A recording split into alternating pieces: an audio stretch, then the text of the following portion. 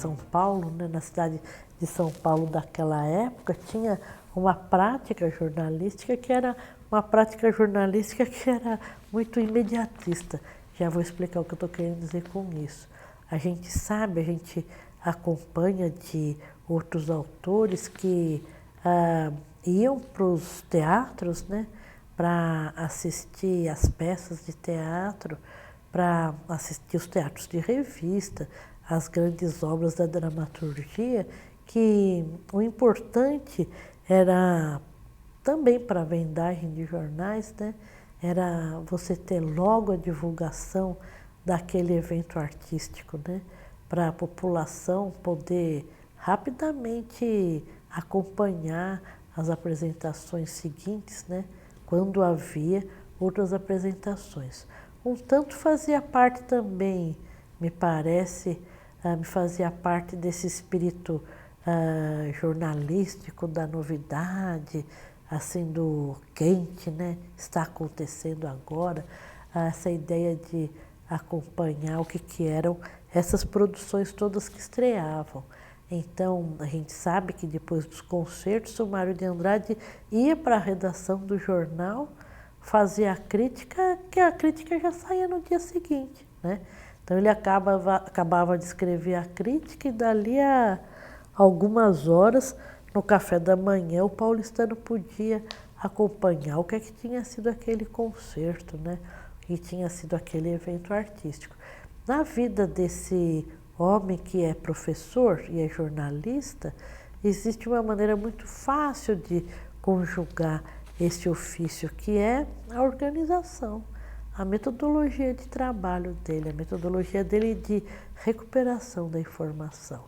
E a gente fica muitas vezes muito surpreendido e ficamos muito orgulhosos com a nossa capacidade contemporânea de criar banco de dados, mas, no entanto, os homens sempre encontraram maneiras muito eficazes de recuperar informação.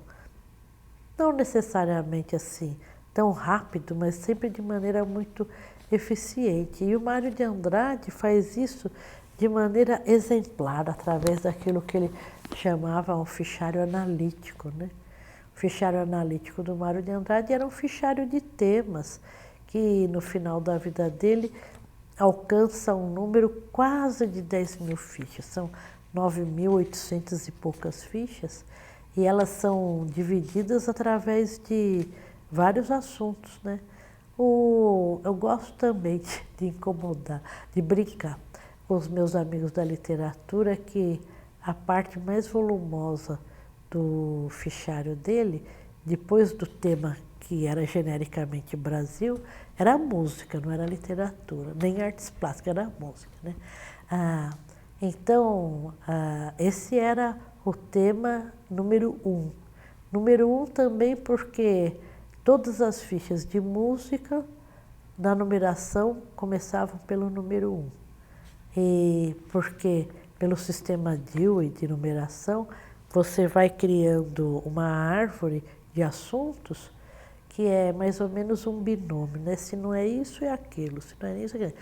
Então, tudo que começava com o número 1 era a música, tudo que tinha o número 0 era para denominar um assunto geral.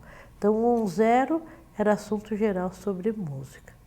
Então, 18 era um assunto internacional, o 8 era internacional. Então, 18 era um assunto internacional em música, 28 um assunto internacional na área de artes plásticas, 38 um domínio internacional na área de estética. Então, esses números combinados, eles acabavam sempre formando uma árvore muito organizada. Ele tinha um catálogo onde esses temas principais estavam arrolados. Então, ele queria saber, aquela noite ia ter, e era anunciado que ia ter um quarteto de Debussy, faz de conta. Ele ia lá no fichário dele, pegava Debussy, quarteto e localizava na estante onde é que ele tinha um livro, uma partitura, uma matéria de jornal a respeito daquela obra. Então, por exemplo, ele falava assim, hoje vai ter uma obra regida pelo, sei lá, por um compositor, um maestro famoso, ou então uma obra de um artista como lá, o Brailovsky. Brailovsky, eu acabei de ler um artigo sobre o Brailovsky. Ele ia lá no ramo música internacional, intérprete, pianista. Na letra B, ele pegava na fichinha Brailovsky tudo que ele tinha na casa dele referente ao Brailovsky. Isso era uma maneira muito fácil dele conjugar, então, o ofício do homem que prepara aulas com o homem que faz a crítica musical. Porque a crítica musical dele é sempre uma crítica muito apoiada no conhecimento. Então é curioso isso, porque quando a gente vê já as primeiras críticas dele, em 1915 ele falando sobre os concertos do Conservatório Dramático e Musical, ou em 1917 ele falando sobre a atividade dos professores do conservatório, a gente percebe que ele sempre se preocupa muito em ficar embasado teoricamente, né?